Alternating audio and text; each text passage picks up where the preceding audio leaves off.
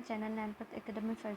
तो फ्रेंड्स, आज के वीडियो में हम जो असर्शन और रीज़न क्वेश्चंस आते हैं सीटेट में या फिर जो टीईटी एग्ज़ाम्स में, तो उसको कैसे सॉल्व करना है, उसकी ट्रिक्स क्या होती है, उस सब के बारे में आज हम डिस्कस करने वाले हैं। ओके, सो ये बहुत इम्पॉर्टेंट वीडियो रहने वाला है, जिसके थ्रू आपको असर्शन और रीज़न के जो क्वेश्चंस है वो करेक्ट कैसे आप ऑप्शंस चूज़ करोगे, उसके आपको आइडियाज़ आएंगे। So let's start.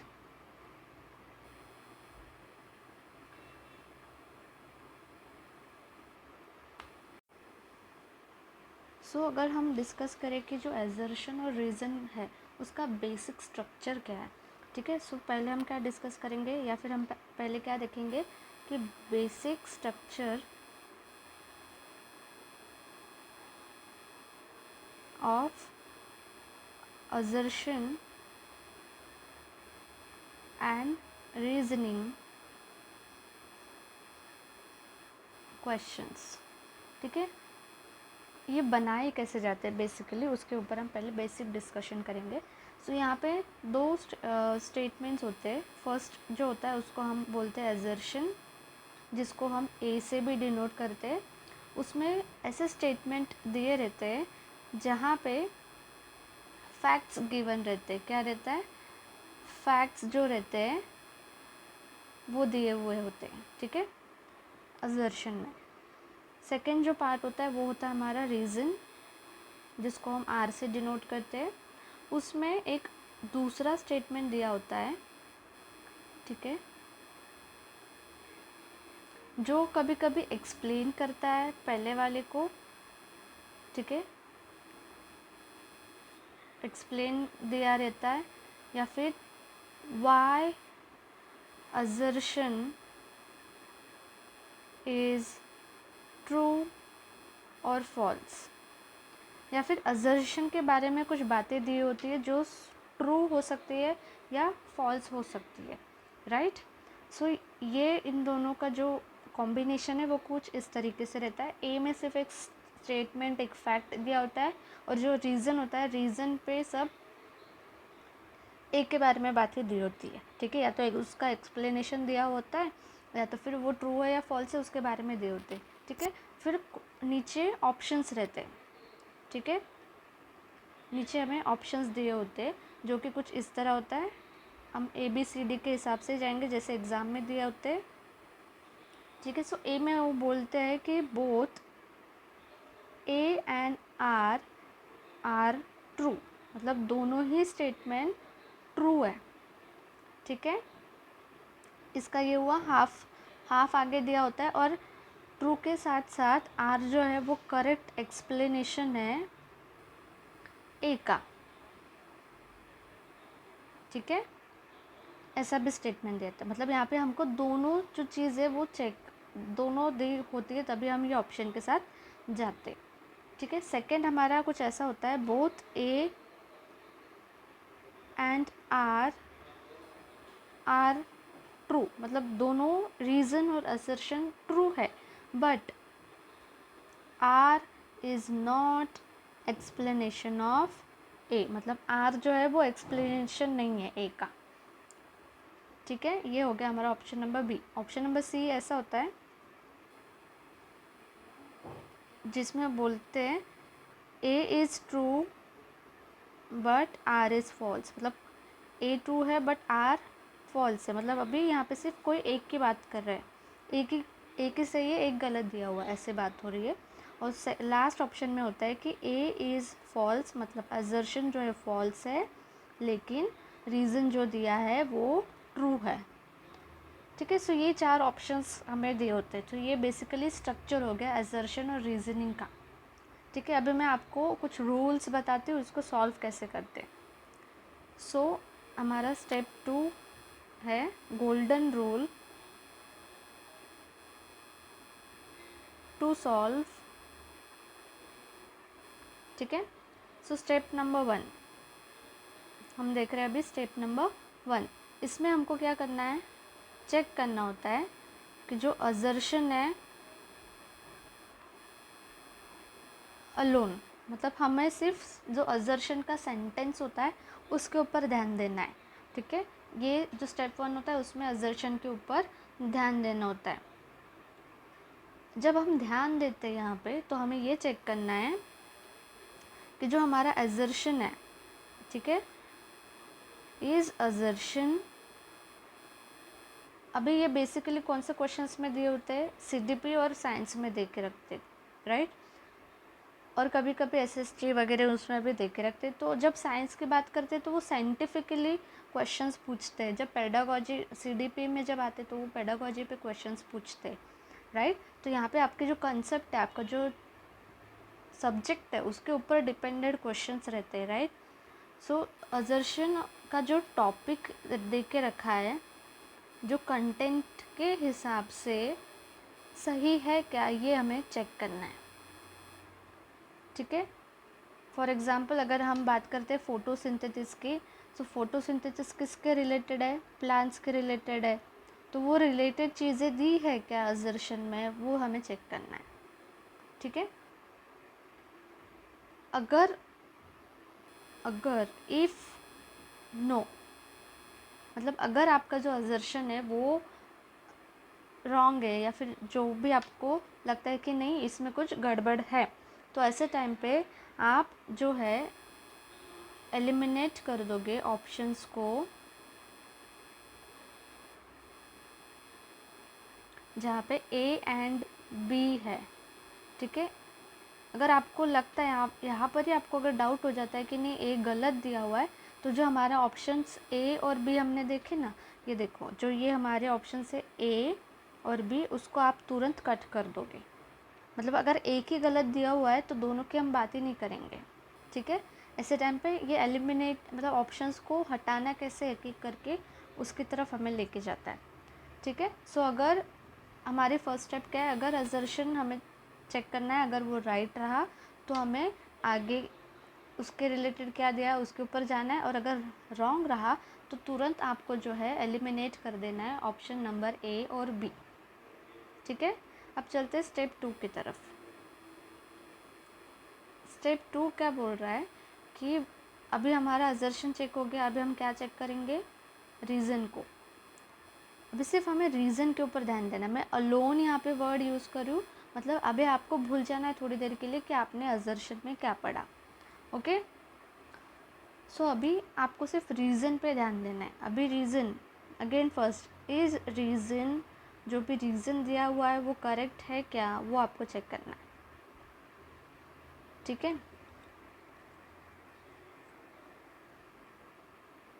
अभी यहाँ पर भी अगर आपका जो आंसर है इफ़ अगर वो नो हो जाता है कि रीज़न यहाँ पे गलत दिया है, ठीक है, सो आपके जो आगे के आंसर्स है वो क्या हो जाएंगे, कुछ इस तरीके से हो जाएगा।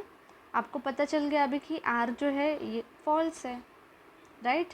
सो आपको आगे 2 ऑप्शंस मिलते हैं जो कि है assertion true and reason false, जो कि आपका ऑप्शन नंबर सी है। ये देखो जो कि आपका ऑप्शन नंबर सी है। और एक चीज़ और ऐसा भी हो सकता है कि दोनों फॉल्स है, असर्शन भी फॉल्स है और रीज़न भी फॉल्स है। ये बहुत रेयर होता है, ये ज़्यादा नहीं होता, दोनों फॉल्स बहुत कम होता है। सो बेसिकली जब आपका रीज़न फॉल्स आता है तो आपको ये 2 चीज़ों के साथ जाना है, ओके। सो ऐसे आप जब आंसर्स चेक करोगे, एक एक चीज़ स्किप करते जाओगे, एलिमिनेट करते जाओगे, आप अपने आंसर के पास पहुंचते जाओगे, ठीक है। आई होप आपको ये 2 स्टेप्स क्लियर हो गए होंगे। नेक्स्ट स्टेप है हमारी स्टेप नंबर 3।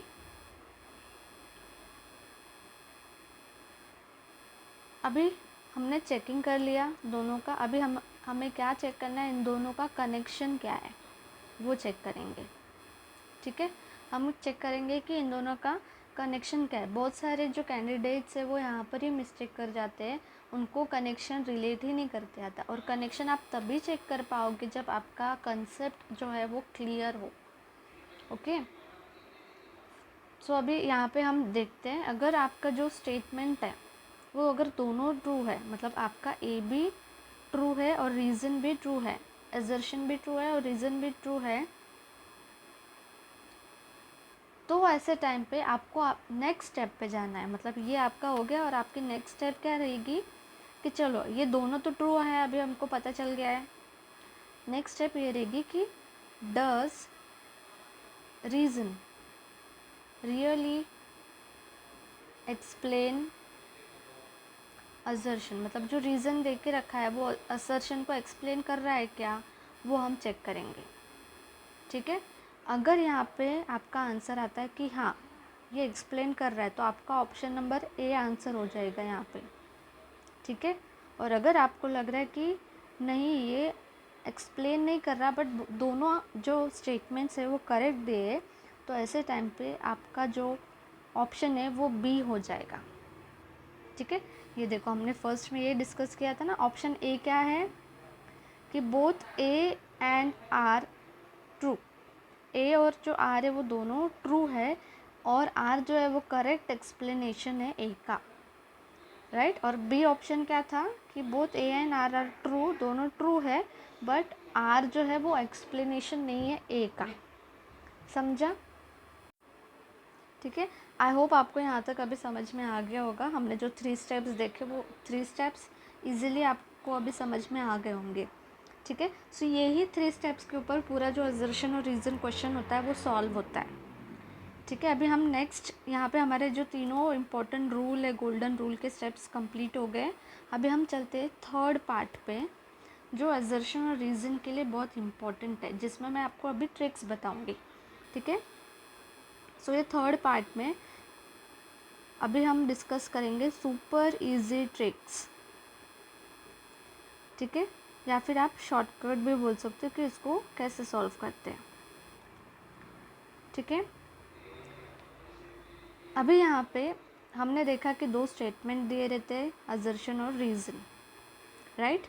सो जब यहाँ पे अभी हमें देखना है कि असर्शन और रीज़न को जब हम पढ़ते हैं तो उनके बीच में ये जो वर्ड है बिकॉज, ये यूज़ करके आपको वो स्टेटमेंट जो है वो रीड करना है। ठीक है, ये जॉइन करके आपको स्टेटमेंट बोलना है। ठीक है, फॉर एग्ज़ाम्पल अगर मैंने बोला कि मेरा असर्शन है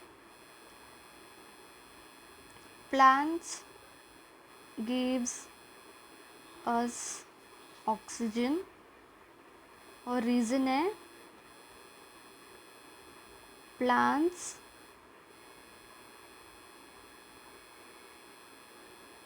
प्रिपेयर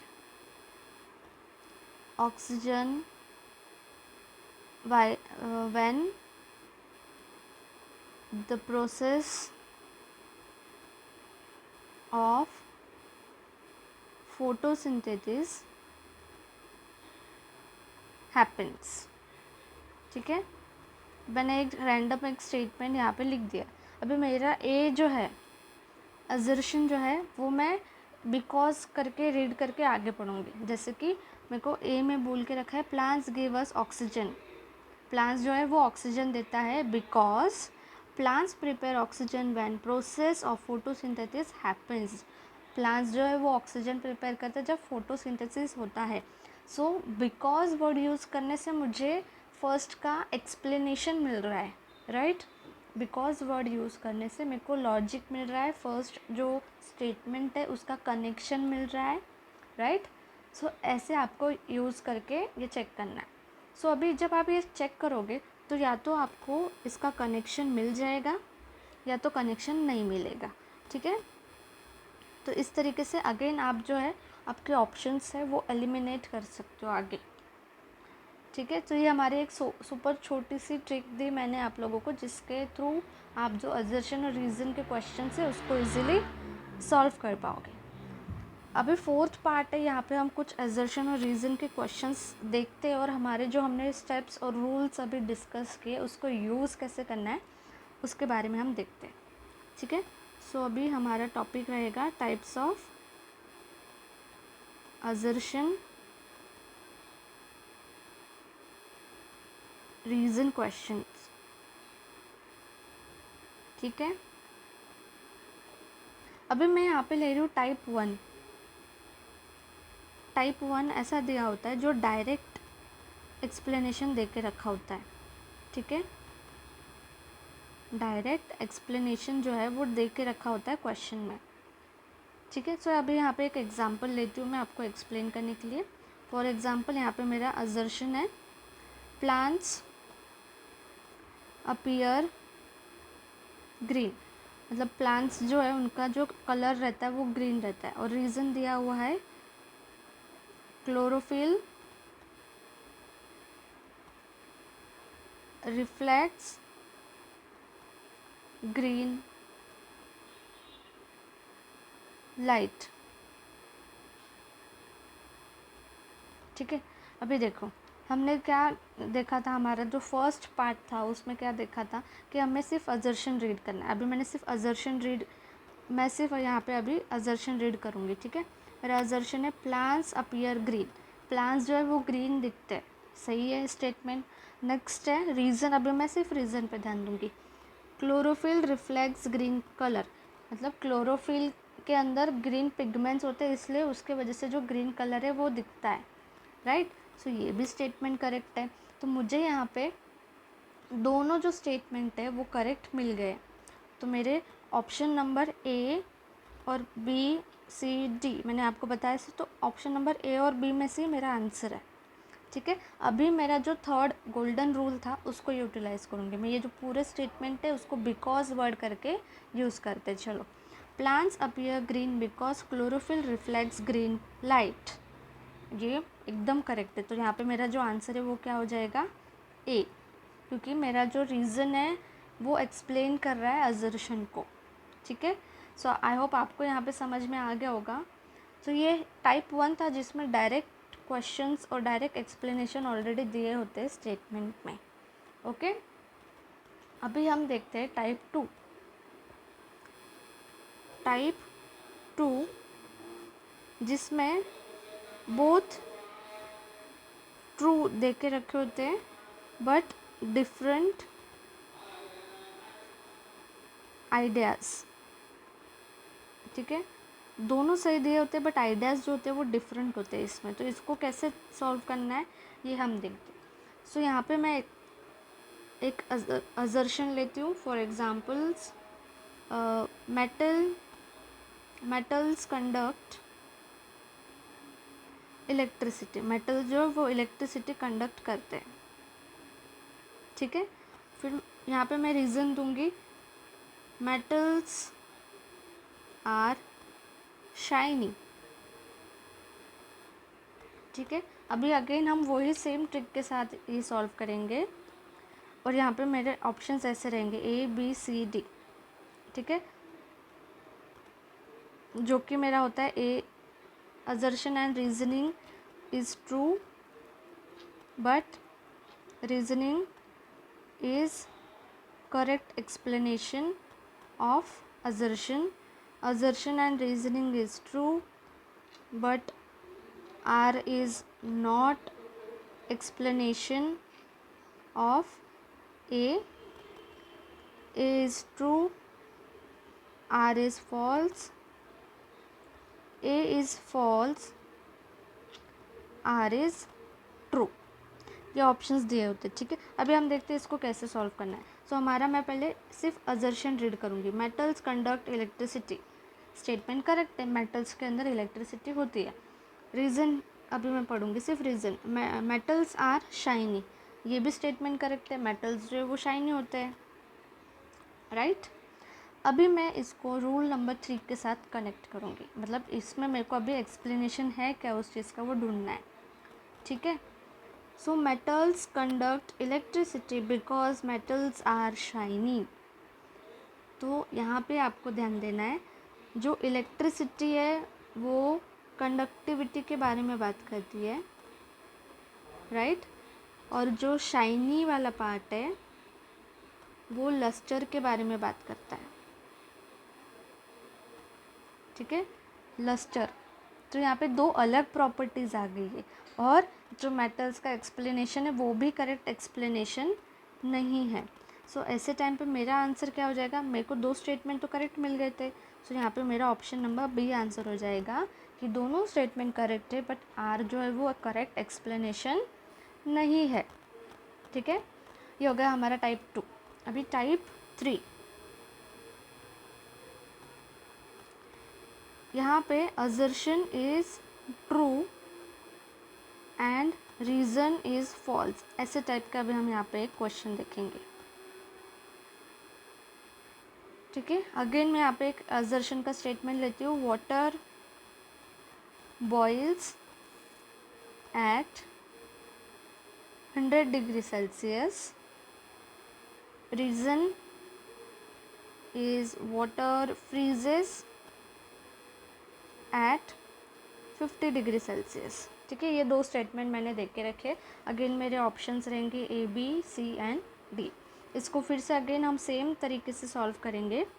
ठीक है, सो मेरा फर्स्ट स्टेटमेंट मैं रीड करूँगी, water boils at 100 degree Celsius. ये तो मुझे पता है वाटर बॉइलिंग का जो डिग्री है वो 100 डिग्री सेल्सियस है, ये मेरा स्टेटमेंट करेक्ट हो गया। नेक्स्ट है water freezes at 50 degree Celsius, ये यहाँ पे रॉन्ग हो गया। ये बोल रहा है वाटर जो है वो फ्रीज़ करता है 50 डिग्री सेल्सियस पे, जो कि हमारा रॉन्ग है। सो जब एक राइट आ जाता है दूसरा रॉन्ग आ जाता है, तो यहाँ पे तुरंत आपका जो ऑप्शन है वो सी बन जाएगा, क्योंकि सी में ही हमारा ए इज़ ट्रू देख के रखा है, आर इज़ फॉल्स। और पहले दो स्टेटमेंट तो ऐसे ही कट हो जाएंगे क्योंकि वहाँ पे दोनों ट्रू की बात हो रही है, राइट। सो यहाँ पे मैं थर्ड पॉइंट पे जो गोल्डन रूल है हमारा बिकॉज वाला, उस पर जाऊँगी ही नहीं, क्योंकि मेरा पहला ही जो स्टेप था करेक्शन का, चेकिंग करने का, वो वहाँ पर ही मेरे को मेरा आंसर मिल गया है, राइट। सो अभी हम चलते हैं टाइप नंबर 4 की तरफ।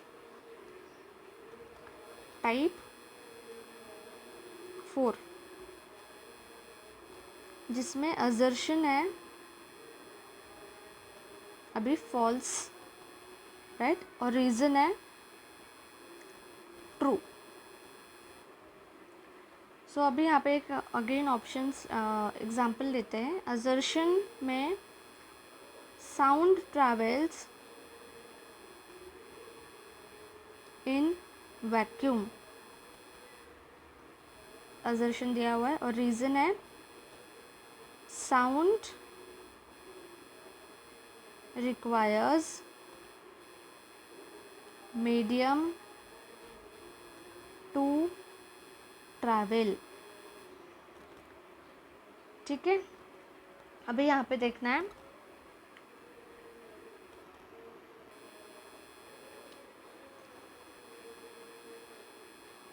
yes, हमारा फर्स्ट स्टेटमेंट अगेन हम सेम तरीके से सॉल्व करेंगे। यहाँ पे हमारा फर्स्ट स्टेटमेंट दिया है साउंड ट्रैवल्स इन वैक्यूम, जो कि हमारा रॉन्ग हो जाता है। सेकेंड स्टेटमेंट है sound requires medium to travel, ये तो सही दे के रखा है कि साउंड को अगर ट्रैवल करना है तो उसको कोई मीडियम तो चाहिए होता है। ठीक है, यहाँ पे जो आप देखोगे आपका जो फर्स्ट है वो रॉन्ग हो गया है, एंड जो रीज़न है असर्शन वो आपका करेक्ट हो गया। तो ऐसे में आपका जो ऑप्शन नंबर डी है वो आंसर करेक्ट मिल जाता है। ठीक है, अभी मैं आपको यहाँ पे फिफ्थ पार्ट जो हमारा इस वीडियो का वो डिस्कस करेंगे, जो कि साइंस पेपर के लिए जो असर्शन और रीज़न क्वेश्चंस आते हैं उसके लिए मैं इम्पोर्टेंट ट्रिक्स दूँगी अभी। ठीक है, तो यहाँ पे इम्पोर्टेंट ट्रिक्स में ट्रिक नंबर 1 क्या होगा हमारा, जो कि है watch absolute words. Absolute words मतलब ऐसे वर्ड पे आप ध्यान रखो, ये वर्ड्स आपको हमेशा रॉन्ग आंसर्स की तरफ लेके जाते हैं। ठीक है, आपका जो आंसर है उसको रॉन्ग होता है, मतलब नेगेटिव होता है, वो रॉन्ग आंसर बताते हैं। तो कौन से वर्ड्स होते हैं, ऑलवेज, नेवर, ओनली, ऑल। ये जब वर्ड्स हो तो आपको स्टेटमेंट जो है एक दो बार अगेन रीड करके देखना है कि जो ये बात कर रहा है वो सही है क्या। ठीक है, फॉर एग्ज़ाम्पल मैं यहाँ पे एक एग्ज़ाम्पल दे के आपको एक्सप्लेन करती हूँ। स्टेटमेंट कभी दे के रखते हैं कि plants only respire at night. इन्होंने बोला है plants only respire at night, plants जो है वो सिर्फ रात को ब्रीथ करते हैं, ऐसे उन्होंने बोला है, जो कि ये ओनली वर्ड यहाँ पे गलत हो जाता है। यहाँ पे हमारा आंसर आना चाहिए ऑल। प्लांट्स जो है वो ऑल टाइम रेस्पायर करते। ओके, तो इस तरीके से आपको जो वर्ड्स होते हैं उसके ऊपर भी ध्यान देना है। स्पेशली जब साइंस के असर्शन और रीजनिंग क्वेश्चंस हो। नेक्स्ट है हमारी ट्रिक नंबर 2, जिसमें आपको कॉजेस और वर्सेस फीचर्स के ऊपर ध्यान देना है। ठीक है, मतलब आपको आप जो भी कंसेप्ट हो उसके कॉज भी पता होने चाहिए और उसके फीचर्स भी पता होने चाहिए। ठीक है, मैं एग्जांपल देके यहाँ पे समझाती हूँ। इसलिए जो साइंस है वो आप रट्टा मार के नहीं जा सकते, आपको कंसेप्ट आने ही चाहिए ट्रिक नंबर 2 के लिए। ठीक है, फॉर एग्जांपल यहाँ पे मैं असर्शन देती हूँ कि आयरन जो है, आयरन सिंक्स इन वाटर। ठीक है, आयरन जो है वो पानी में नीचे डूब जाता है, ऐसा असर्शन है। और उसका रीज़न दिया हुआ है क्योंकि आयरन हार्ड है, आयरन इज़ हार्ड। ठीक है, अभी यहाँ पे आप देखोगे, यहाँ पे कॉज क्या हो रहा है, क्या चीज़ हो रही है कि आयरन जो है वो पानी के अंदर जाता है। लेकिन हमको पता है पानी के अंदर कब जाती है, जब चीज़ें हैवी होती है। तो उसके रिलेटेड यहाँ पे बात हो रही है क्या रीज़न में? नहीं, हार्डनेस के बारे में बात हो रही है। सो ऐसे दो अलग अलग वर्ड्स जो एक कंसेप्ट बताता है, जिसमें एक कॉज दे के रखते हैं और एक फीचर दे के रखते हैं। ठीक है, ये भी आपको ध्यान देना है जब आप असर्शन रीजनिंग सॉल्व करते हो। ट्रिक नंबर 3 है बेसिकली जो NCERT बेस्ड कंसेप्ट्स है, जो टेक्स्ट बुक में दे के रखे डेली लाइफ के ऊपर, वो आपको आने ही चाहिए। ठीक है, सो जो असर्शन और रीजनिंग के क्वेश्चंस बनते हैं वो बेसिकली कहाँ से बनते हैं? Heat lesson, light chapter, nutrition के ऊपर, ह्यूमन बॉडी के ऊपर बनते हैं।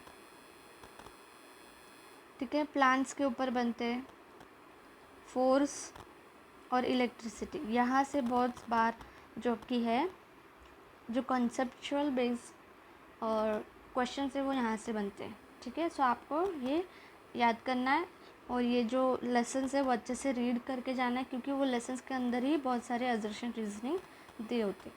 ठीक है, तो ये हो गया हमारे साइंस के बारे में। अभी 6th जो है वो हम देखेंगे CDP, मतलब चाइल्ड साइकोलॉजी में कैसे असर्शन और रीजनिंग क्वेश्चंस पूछे जाते हैं। सो बेसिकली ये यहाँ पे कहाँ से क्वेश्चंस आते हैं? जो कि आपकी थ्योरीज़ है। ठीक है, लर्निंग की जो थ्योरीज़ है वहाँ से क्वेश्चन आते हैं।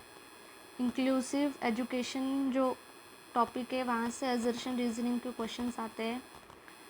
चाइल्ड सेंटर्ड जो कंसेप्ट है वहाँ से क्वेश्चन आते हैं। कंस्ट्रक्टिविज़म पे क्वेश्चंस आते हैं, मोटिवेशन पे और असेसमेंट पे। सो ये आपके जो बेसिक टॉपिक्स है, अगर वो क्लियरली आपके दिमाग में बैठ जाते हैं, सो आपको कोई भी असर्शन रीजन के क्वेश्चंस आने दो, आपको इजीली वो सॉल्व करते आएंगे। ठीक है,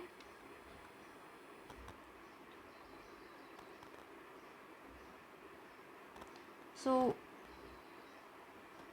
एक लास्ट मैं आपको यहाँ पे बता रही हूँ जो कि है मिस्टेक्स। आप लोग कॉमन मिस्टेक्स क्या करते हो? ठीक है, जब असर्शन रीजन के क्वेश्चंस आते हैं तो आप लोग कॉमन मिस्टेक्स क्या करते हो या क्या कर सकते हो? ठीक है, सो मिस्टेक नंबर 1, कभी कभी गड़बड़ी में जब आप रीड करते हो या जब एग्ज़ाम का प्रेशर होता है, आप सिर्फ जो स्टेटमेंट है उसकी तरफ भागते हो कि वो सही दे के रखा है क्या, ट्रूथ ढूंढते हो स्टेटमेंट्स का, आप बाकी की तरफ ध्यान नहीं देते। ठीक है, सो अभी मैंने वीडियो में बता दिया है कि आपको कौन सी चीज़ों की तरफ ध्यान देना है जब आप ये सॉल्व करोगे। ठीक है, मिस्टेक नंबर 2, कीवर्ड्स को इग्नोर कर देते हो। बहुत बार रीड करते टाइम कीवर्ड्स को इग्नोर कर देते हो। ठीक है, मैंने जैसे अभी बताया था कीवर्ड्स, ये देखो, ऑलवेज, नेवर, ओनली, ऑल, ये जो है वो कीवर्ड्स हमेशा देखने चाहिए, रीड करने चाहिए। ठीक है, नेक्स्ट है कि आप रट्टा मार के जाते हो, मेमोराइज करके जाते हो जो कॉन्सेप्ट्स है उसको। ठीक है, उसको आपको समझना होगा, अंडरस्टैंडिंग यहाँ पे इम्पॉर्टेंट है, तो ही आप जो है वो असर्शन रीजनिंग के क्वेश्चन इजीली सॉल्व कर सकते हो। ठीक है, अभी मैं आप लोगों के लिए कुछ CDP के क्वेश्चंस एक्सप्लेन कर देती हूँ कि CDP में हम कैसे चेक कर सकते हैं, ठीक है। तो मैं यहाँ पे CDP का एक क्वेश्चन नंबर 1 लेते हैं। फॉर एग्जांपल असर्शन दिया है, learning is more effective when children actively participate.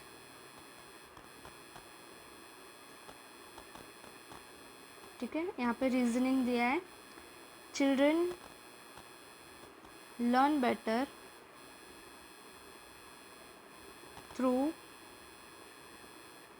Experiences. अभी हमारे जो रूल थे, हमने जो टाइप सीखा वीडियो में, उसका इस्तेमाल करते हैं। सो फर्स्ट मैं सिर्फ स्टेटमेंट रीड करूँगी। यहाँ पे हमारे ऑप्शंस रहेंगे A, B and C, D। ठीक है, सो फर्स्ट मैं रीड करूँ, learning is more effective when children actively participate.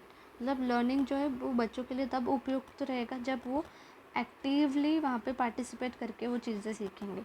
तो जो कि ये स्टेटमेंट सही है, करेक्ट है। नेक्स्ट है, children learn better through experiences. ये स्टेटमेंट भी करेक्ट है। बच्चों को जब तक एक्सपीरियंस नहीं आएगा वो चीज़ें सीखेंगे नहीं। ठीक है, सो यहाँ पे जो मेरा दोनों स्टेटमेंट करेक्ट हो गया है, राइट। अभी मैं इनको बिकॉज वर्ड करके यूज़ करके मैं चेक करूँगी। Learning is more effective and children actively participate because children learn better through experiences. बच्चे जो है वो अच्छी तरह के से तब सीखते हैं जब वो पार्टिसिपेट करते हैं, क्योंकि जब वो पार्टिसिपेट करते तो उनको एक्सपीरियंस आता है और उससे वो बेटर अंडरस्टैंडिंग से सीखते हैं। तो यहाँ पे मेरा ऑप्शन नंबर A जो है वो करेक्ट आंसर हो जाएगा। ठीक है, नेक्स्ट हम क्वेश्चन नंबर 2 देखते हैं, जिसमें असर्शन दिया है, punishment improves learning permanently.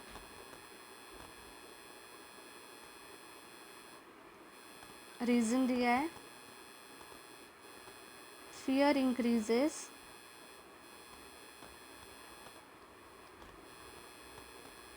understanding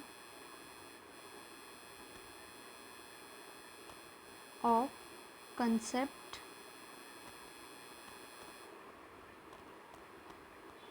ठीक है, यहाँ पे हमारे रहेंगे options A, B, C and D। तो अभी हम रीड करते हैं, पनिशमेंट इम्प्रूव्स लर्निंग परमानेंटली। मतलब हर बार पनिशमेंट करके ही हमको लर्निंग सुधारी जा सकती है बच्चों की हमेशा के लिए, परमानेंटली, ऐसा बोला है, जो कि मुझे ये स्टेटमेंट गलत लगता है। ठीक है, अब मैंने इसको एक गलत बोल दिया, मतलब मेरे जो फर्स्ट ऑप्शन से 2 वो कट जाएंगे, राइट। नेक्स्ट है, fear increases understanding of concepts. मतलब कभी कभी आप डर के वजह से चीज़ें सीखते हो, जो कि एक सच बात है। आपको वो कंसेप्ट आनी चाहिए, आपके अंदर एक डर रहता है, तभी आप कुछ चीज़ें सीख पाते हो, राइट। सो ये बात तो सही बोली यहाँ पे। सो अगर A रॉन्ग है और R करेक्ट है, तो यहाँ पे आपका जो ऑप्शन है वो D करेक्ट बन जाएगा। ठीक है, इस तरीके से आपको जब तक कंसेप्ट्स पता नहीं होंगी, आप इजीली ये सॉल्व नहीं कर पाओगे। ठीक है, सो अगर आपको आज का वीडियो अच्छा लगा होगा, so please like, share, subscribe my channel. और ऐसे ही अलग अलग आइडियाज़, ट्रिक्स के लिए जल्दी से जल्दी चैनल को सब्सक्राइब करो। Thanks for watching.